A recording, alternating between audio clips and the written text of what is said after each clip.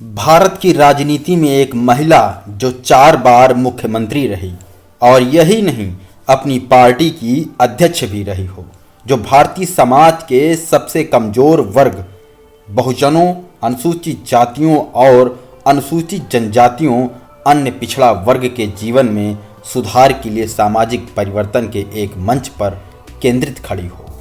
लेकिन ये हिंदुस्तान में हुआ। 3 जून 1995 को एक ऐसी इबारत लिखी गई जब देश की सबसे निचली जाति की महिला एक बड़े राज्य के मुख्यमंत्री बनी, जहां से सत्ता संचालित होती है। आबादी में दुनिया का 5वां देश होता उत्तर प्रदेश, ऐसे राज्य में अद्भुत घटना घटी, वो भी बाबरी मस्जिद विवाद और आरक्षण हिंसात्मक आंदोलन के ठीक बाद। ऐसी स्थितियों में दलित महिला का मुख्यमंत्री होना जादू भरी बात थी। उस दलित समाज की जादूगरनी का नाम था मायावती। कि इस देश में जो बहुजन समाज के लोग हैं, जिसके अंतर्गत अनुसूचित जाति, जनजाति, अन्य पिछड़े वर्ग के लोग और धार्मिक अल्पसंख्यक समाज से संबंध रखने वाले जो सिख, मुस्लिम, ईसाई, पारसी और बुद्धिस्ट लोग हैं, और इसके साथ साथ अपर कास्ट में से ऐसे लोग जो अपनी मनुवादी मानसिकता को छोड़कर बीएसपी में जुड़ रहे हैं, और तो हम उनको भी साथ में लेकर चल रहे हैं। तो बहुजन यही नहीं, इस घटना के बाद विदेशों के अखबारों में, पत्रिकाओं में इस घटना को महत्वपूर्ण जगह दी गई थी। डॉक्टर भीमराव अंबेडकर ने जिस सपने के साथ संविधान लिखा था, उसका एक हिस्सा कहीं ना कहीं पूरा जरूर हो गया। मायावती का कोई राजनीतिक बैकग्राउंड नहीं था, ना ही सामाजिक ना ही आर्थिक। बस ये था कि परिवार में पढ़ने का अवसर मिला। इस पढ़ाई ने सब कुछ बदल दिया। 15 जनवरी 1956 को दिल्ली में पैदा हुई मायावती और नाम रखा गया मायावती नैना कुमारी। पिता का नाम प्रभुदयाल, पिता गौतम बुद्ध नगर के डाक खाने में कर्मचारी थे। 1975 में मायावती दिल्ली यूनिवर्सिटी से ग्रेजुएशन किया और 1976 में मेरठ यूनिवर्सिटी से बीएड किया। 1983 में दिल्ली विश्वविद्यालय से एलएलएम की डिग्री हासिल की। इधर इमरजेंसी खत्म होने के बाद जनता पार्टी की नई सरकार बनी थी।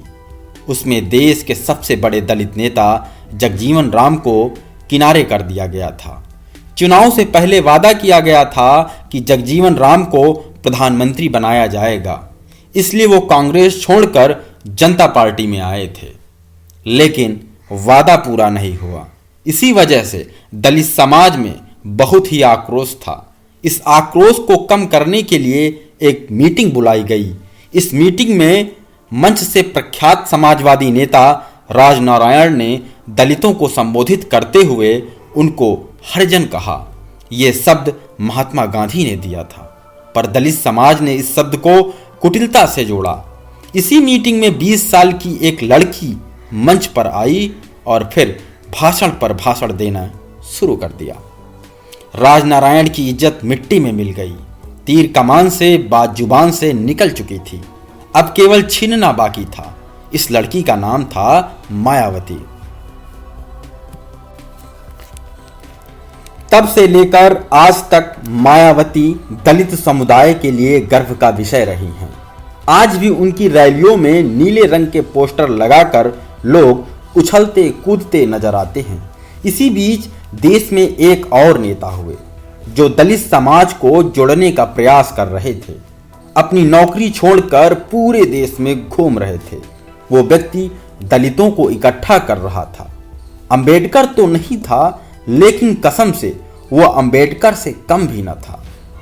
अंबेडकर के सपनों को पूरा करने के लिए साइकिल से घूम रहा था। उस आदमी का नाम था काशीराम। यही काशीराम से मायावती की मुलाकात होती है और फिर यहीं से नए राजनीतिक इतिहास का आरंभ होता है। या ये कह लें कि यह पार्टनरशिप चाणक्य और चंद्रगुप्त या बैरम खान अकबर की तरह। काशीराम और मायावती दोनों का नेचर अलग था। काशीराम जहां मिशन के प्रति समर्पित और संपूर्ण बदलाव चाहते थे, वहीं मायावती ने राजनीति को खुद से जोड़कर ज्यादा रखा। अंबेडकर काशीराम और मायावती तक की यात्रा दलित राजनीति के बदलते स्वरूप को दर्शाती है और मायावती की राजनीति की यात्रा शुरू होने में कुछ विषयों का योगदान था। मायावती के दादा ब्रिटिश आर्मी में थे, जिसकी वजह से परिवार को शिक्षा की तरफ जुड़ने का मौका मिला और अंबेडकर की लेगेसी, काशीराम जैसा मेंटोर और मायावती का दिल्ली में रहना राजनीति के लिए बहुत बड़ा दरवाजा खुल चुका था। इस गैर हाजिरी को कुमारी मायावती ने मुझे महसूस नहीं होने दिया। ये काम महात्मा फुले ने शुरू किया, उसके बाद चला, उसके बाद छत्रपति शाहू महाराज ने चलाया, उसके बाद बाबा साहब अम्बेडकर ने चलाया, उसके बाद आज अमर नहीं रहने वाला हूँ। मुझे भी एक ना एक दिन जाना है, लेकिन ये काम तो चलता रहना चाहिए। इसलिए मैंने जाने से पहले ही मायावती को अपना उत्तराधिकारी बनाया। ये काम मायावती 1977 में काशीराम के संपर्क में आने के बाद राजनीति में जाने का निर्णय लिया। 1984 में बीएसपी पार्टी की स्थापना की गई, जिसके बाद मायावती पहली बार 1989 के चुनाव में बीएसपी से बिजनौर की सांसद बनी। वहीं 1994 में वो बीएसपी से ही राज्यसभा सांसद चुनी गई, जिसके बाद 1995 में वो पहली दलित महिला के रूप में यूपी की मुख्यमंत्री बनी।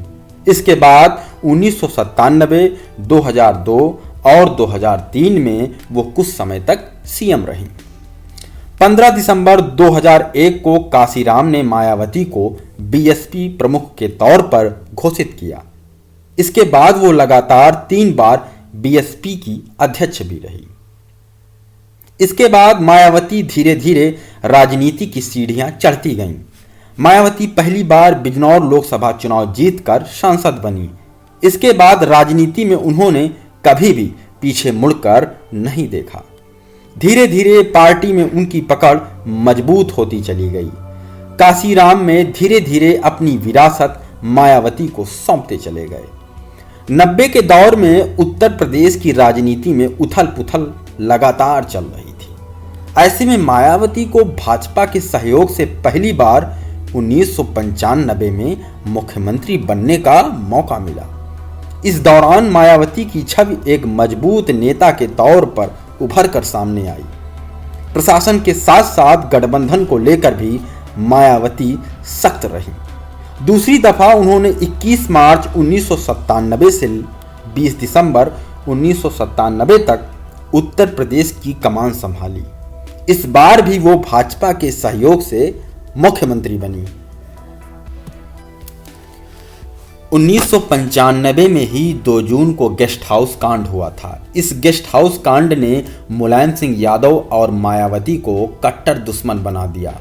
दोनों एक दूसरे को देखना नहीं चाहते थे। मायावती तीसरी बार राज्य के मुख्यमंत्री 2002 में बनी, वो भी भाजपा के सहयोग से। हालांकि इस बार भी दोनों दलों का गठबंधन पहले की तरह मजबूत नहीं था। सरकार जल्द ही गिर गई, लेकिन मायावती की छवि राज्य में बढ़ती चली जा रही थी। कानून व्यवस्था के मामले में सपा सरकार की तुलना में मायावती की खूब सराहना हो रही थी। आखिरकार वो दिन भी आ गया जब बहुजन समाज पार्टी अपने दम पर चुनाव जीतकर उत्तर प्रदेश में सरकार बनाने की स्थिति में आ गई। मायावती चौथी बार 2007 में मुख्यमंत्री बनी और 2012 तक बनी रहीं। अपनी सरकार को मजबूती के साथ चलाने के अलावा वो जातीय समीकरणों को भी साधने में कामयाब हुई। कानून व्यवस्था के मामले में उनकी सरकार काफी लोकप्रिय रही। मायावती राज्यसभा की सदस्य भी रही। मायावती ने भारत के इतिहास में पहली दलित महिला मुख्यमंत्री बनकर इतिहास रच दिया। 15 दिसंबर 2001 को लखनऊ की एक रैली को संबोधित करते हुए काशीराम ने मायावती को अपना उत्तराधिकारी बता दिया। मायावती 18 सितंबर 2003 को बसपा की राष्ट्रीय अध्यक्ष चुनी गई। वो 27 अगस्त 2006 को दूसरे कार्यकाल के लिए अध्यक्ष चुनी गई। तीसरी और चौथी बार भी निर्विरोध पार्टी की अध्यक्ष चुनी गई, लेकिन 20% का वोट शेयर घटकर 13% तक जा चुका था। 2022 में सबसे चौंकाने वाला मतदान मायावती के गांव बादलपुर में हुआ। यहां भाजपा प्रत्याशी को 631, समाजवादी पार्टी के प्रत्याशी को 451 और बहुजन समाज पार्टी के प्रत्याशी को 449 वोट मिले। जबकि एक दौर था कि मायावती यहां से यूं ही चुनाव जीत लिया करती थी। मायावती एकमात्र ऐसी राजनेता हैं जिन्होंने महापुरुषों के नाम पर जिलों के नाम तो बदले ही खुद अपने नाम पर एक जिला घोषित कर दिया। उन्होंने हाथरस का नाम महामायानगर रखा था। शायद यही कारण था कि यहीं से मूल राजनीति अलग हो गई। मायावती के राज इसके बाद ओबीसी नेता और अपने अपर कास्ट नेता पार्टी छोड़ने लगे, चाहे वो सोहनलाल पटेल हो, रामलखन वर्मा हो, स्वामी प्रसाद मौर्य हो, ब्रजेश पाठक हो, बाबू सिंह कुशवाहा हो। ऐसे बड़े नेता बीएसपी को छोड़कर दूसरी पार्टियों में शामिल हो गए। फिलहाल कई बार ये अफवाह उड़ती नजर आती है कि मायावती को राष्ट्रपति का उम्मीदवार बनाया जाएगा, लेकिन ये अफवाह इतनी उड़ी कि बाद में मायावती को इस बात को खंडन करना पड़ा। कुछ कहा नहीं जा सकता आगे क्या होगा। देश के नेताओं की महायात्रा में हमारे साथ बने रहें केवल यूपी नशा रेडियो पर।